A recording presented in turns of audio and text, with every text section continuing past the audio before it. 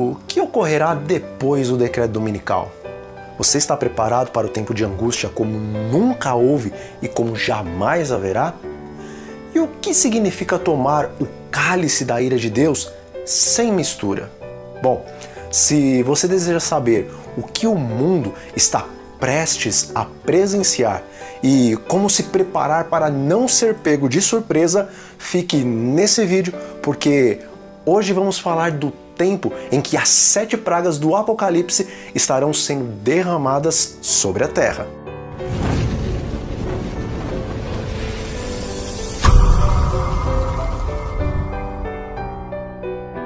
Qualquer ser humano mal informado pode ver que o mundo está passando por uma mudança rápida e também decisiva para a humanidade. E a Bíblia, ela descreve essas cenas em Mateus 24, assim como no livro de Daniel e também no livro do Apocalipse. Bom, nós vemos pela profecia que logo a igreja e também o Estado se unirão para estabelecer uma nova ordem mundial, na qual eles imaginam que uma nova era de paz sobrevirá ao planeta. Todavia, a palavra de Deus diz que quando estiverem dizendo paz, paz e prosperidade, sobrevirá repentina destruição. Como vimos no vídeo anterior, logo será passado o decreto dominical. E se você ainda não assistiu esse vídeo, então no final deste vídeo aqui aparecerá a opção para que você possa assistir ele, ok? Bom, após a saída do decreto dominical, os crentes em Cristo, os quais se prepararam para essa ocasião, eles receberão a bendita chuva serôdia do Espírito Santo. Isto para darem o alto clamor da terceira mensagem angelical de Apocalipse capítulo 14. Essa mensagem, ela fará a sua obra, e o Evangelho será pregado no mundo inteiro para testemunho de todas as nações, e então virá o fim, como nós lemos em Mateus no capítulo 24, versículo 14.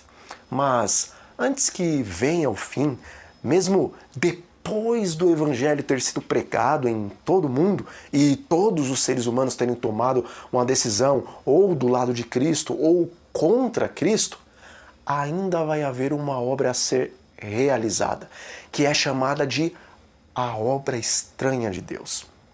Meus amigos, eu gosto muito do versículo 1 do capítulo 12 do livro do profeta Daniel. E a palavra profética de Deus nos diz ali o seguinte: nesse tempo se levantará Miguel, o grande príncipe, o defensor dos filhos do povo de Deus, e haverá um tempo de angústia, como nunca houve desde que existem nações até aquele tempo. Mas naquele tempo o povo de Deus será salvo, todo aquele que for achado inscrito no livro da vida. Embora essas palavras sejam assustadoras, ao mesmo tempo elas são maravilhosas aos ouvidos do Israel espiritual de Deus, pois elas falam que Miguel, ou seja, Jesus, irá se levantar em favor do seu povo perseguido, sofrido e também oprimido por causa da grande perseguição daqueles dias que estão tão próximos. Veja, as palavras proféticas nos falam de uma angústia como nunca houve. Portanto, não existe parâmetros e registros na história bíblica, nem na história do mundo, para fazer qualquer tipo de comparação com aquele tempo que está para sobrevir. Essa angústia, meus irmãos, a qual está descrita nesse versículo de Daniel, não é nada mais, nada menos do que a angústia a qual o mundo estiver submergido quando caírem as 7 últimas pragas por ocasião do fechamento da porta da graça. Esse tempo de angústia também é conhecido como o tempo de angústia de Jacó. Ele irá começar justamente quando Jesus, o nosso bendito sumo sacerdote, finalizar a sua obra de intercessão no lugar santíssimo do santuário celestial. Quando Jesus completar a sua obra em favor do homem e então disser, está feito, as terríveis palavras pronunciadas no céu serão as seguintes: continue injusto a fazer injustiça. E continue o imundo a ser imundo, mas o justo continue na prática da justiça, e o santo continue a santificar-se. Apocalipse 22, versículo 11. O mundo, nesse momento, entrará então em uma situação a qual o espírito de profecia diz que nenhum ser humano pode descrever tais cenas, pois é o tempo em que a ira de Deus será derramada na terra sem mistura de misericórdia, conforme lemos em Apocalipse 14, versículo 10. A ira de Deus sem misericórdia são as 7 pragas, as quais só cessarão quando o furor do Senhor se completar contra o pecador que não quis se arrepender, conforme vemos em Apocalipse 15, versículo 1. E somente os que estiverem com seus nomes escritos no livro da vida naquele momento passarão então ilesos por essa grande angústia que está para sobrevir.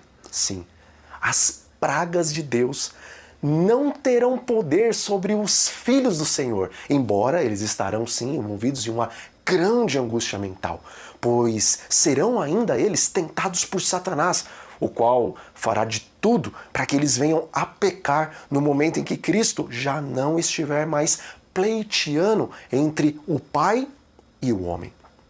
Amigos, devemos ter misericórdia dos nossos semelhantes, dos nossos parentes, dos nossos vizinhos e até mesmo dos nossos inimigos. Devemos então orar por eles, para que, ainda que seja nos últimos instantes, que eles venham a se entregar a Jesus. Para que, em vez de beberem do cálice da ira de Deus, sem mistura de misericórdia, possam eles beber do cálice da nova aliança, a qual é feita no sangue do Cordeiro de Deus, o qual tira todo o pecado do mundo. Oremos então e lutemos em favor deles.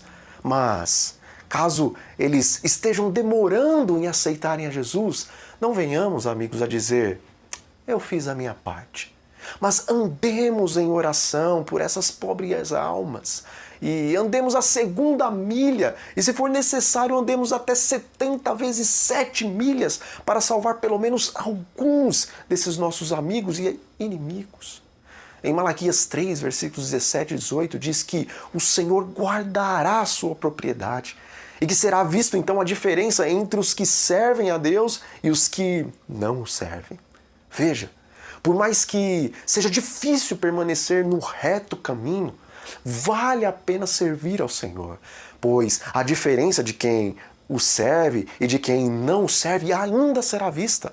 E naquele tempo, os que não o serviram e viveram uma vida desregrada sob o domínio da carne, esses irão de um lado para o outro, querendo ouvir a palavra da vida, pois, por mais ricos e abastados que são, naquele tempo eles terão fome e também sede da verdade. E eles desejarão terem vivido a vida do justo, a qual você pode viver e eu posso viver.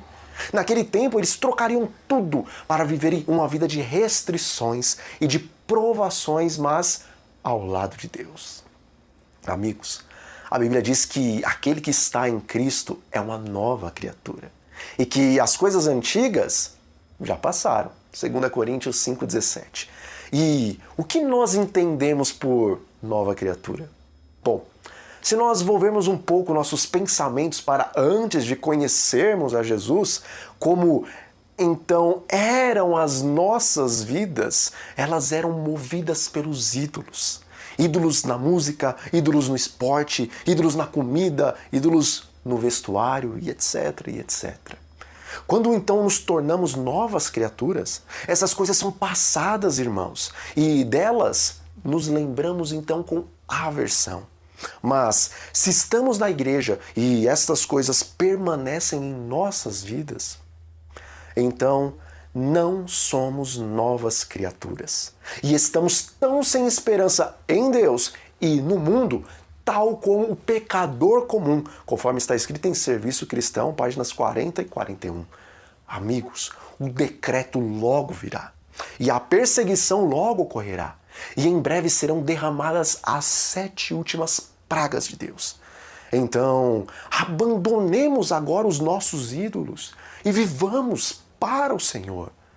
A verdade, como está escrito no Desejados de Todas as Nações, é que muitos desses que nós estamos orando há tanto tempo por eles e eles ainda não vieram para a igreja, é porque nós não estamos preparados para recebê-los. Ou seja, amigos, o próprio povo de Deus está atrasando a sua vinda por causa da nossa falta de preparação.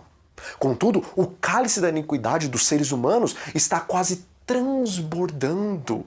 E o Senhor, Ele não esperará por mais muito tempo.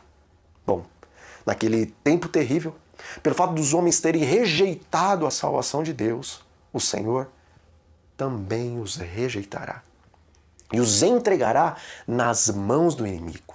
E no grande conflito, está escrito que então Satanás mergulhará o mundo em uma angústia desumana. Hoje, algumas pessoas dizem que se alguém não vier para Cristo pelo amor, vai vir pela dor. Mas naquele tempo, as dores e as angústias que o Senhor permitir sobrevirem aos homens não serão iguais às dores e às angústias que Ele permite que sobrevenham a nós agora.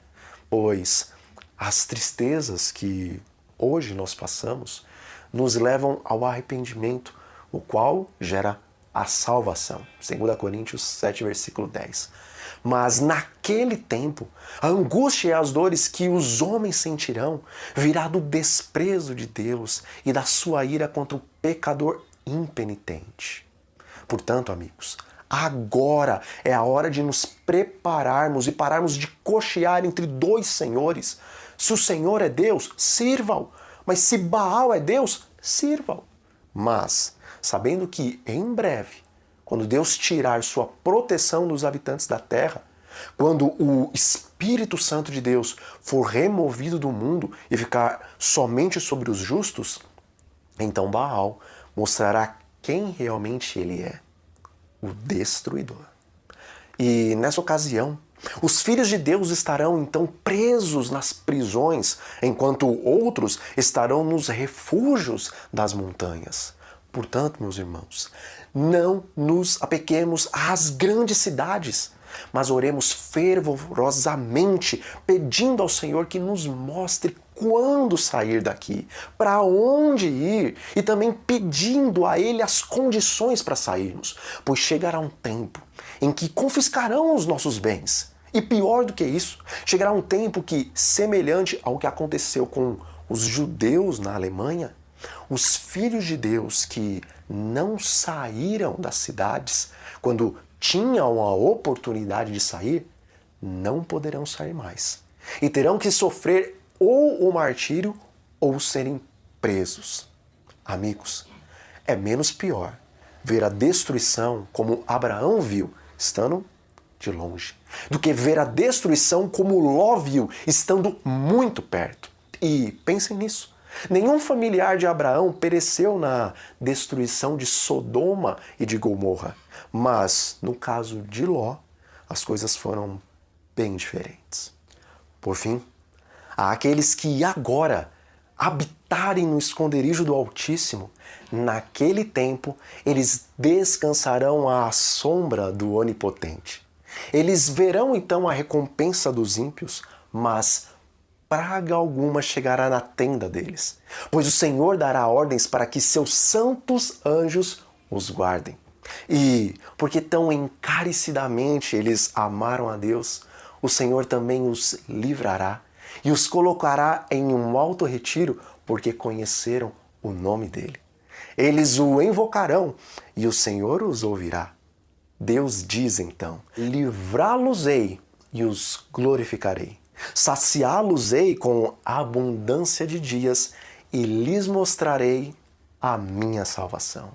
Salmos capítulo 91. Bom, vamos ficando por aqui, mas antes eu te convido para fazermos uma oração. Feche seus olhos.